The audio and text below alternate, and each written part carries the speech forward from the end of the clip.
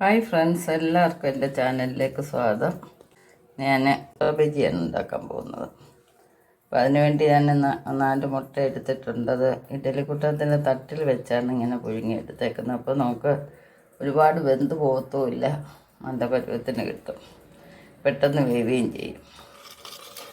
പിന്നെ വേണ്ടുന്ന ഇൻഗ്രീഡിയൻസ്: അരിപ്പൊടി എടുത്തിട്ടുണ്ട്, ഇച്ചിരി ഉപ്പ്, മഞ്ഞൾപ്പൊടി, മസാല, മുളക് പൊടി, പിന്നെ എൻ്റെ സ്പെഷ്യലായിട്ട് ചേർക്കുന്ന മാഗി മസാലയാണ്. അപ്പോൾ ഇതോടെ ഇടുമ്പോൾ നല്ലൊരു ടേസ്റ്റാണ്. പിന്നെ ഇതൊന്ന് കലക്കിയെടുക്കും.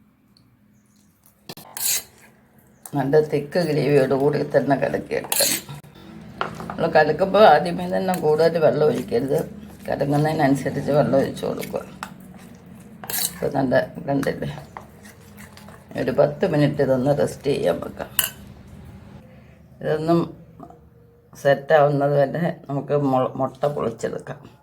ഈ മുട്ട പൊളിക്കുന്നതിനൊരു വലിയ എളുപ്പവഴിയാണ്. പിന്നെ മുട്ട എല്ലാ വശവും ഒന്ന് പതുക്കെ തട്ടുക. നമ്മൾ പാത്രത്തിൻ്റെ വക്കിലായാലും മതി, എല്ലാ വശവും ഒരുപോലെ ഒന്ന് തട്ടുക. എന്നിട്ട് നമുക്ക് പൊളിക്കാം. പെട്ടെന്നാണ് പൊളിച്ച് കിട്ടുന്നത്, എളുപ്പം പൊളിച്ച് കിട്ടിയുണ്ട്. ഇതുപോലെ എല്ലാം പൊളിച്ചെടുക്കാം.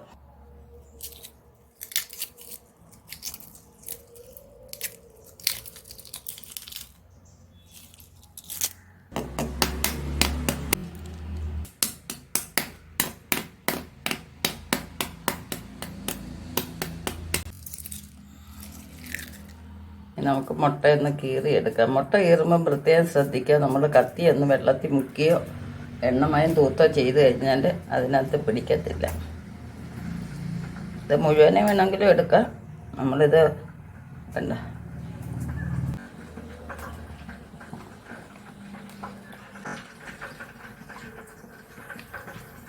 കൂടുതൽ ആളുള്ളപ്പം കൂടുതൽ മുട്ട എടുക്കുക.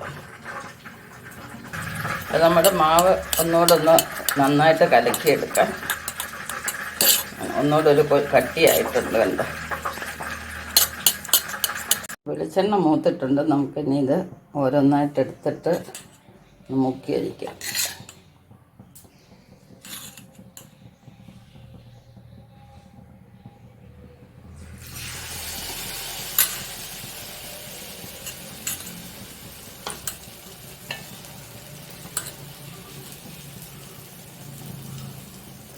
പിന്നെ നമുക്ക് ഓരോന്ന് മുക്കിയെടുക്കാം.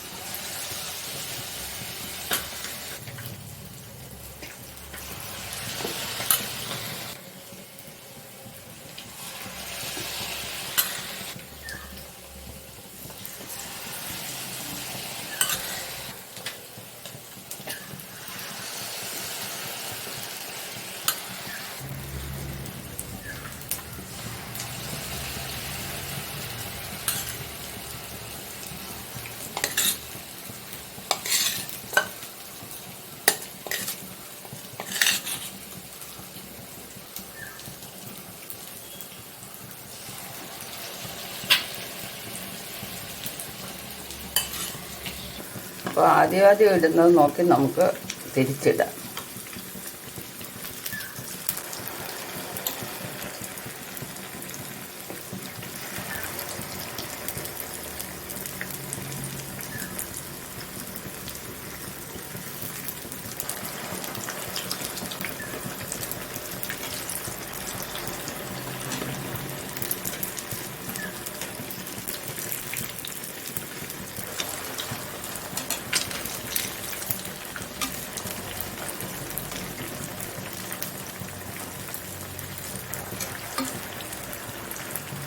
അപ്പം നമ്മുടെ മുട്ട ബജി എല്ലാം റെഡിയായിട്ടുണ്ട്.